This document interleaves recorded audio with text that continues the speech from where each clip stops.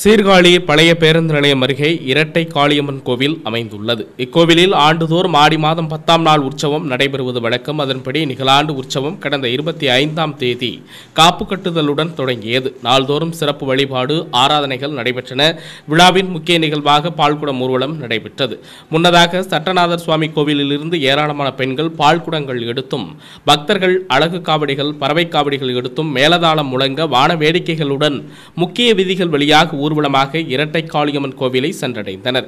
அங்கு அம்மனுக்கு சிறப்பு வழிபாடு, தீபாராதனை நடைபெற்றது. தொடர்ந்து அன்னதானம், ஏராளமான பக்தர்கள் பங்கேற்று சுவாமி தரிசனம் செய்தனர்.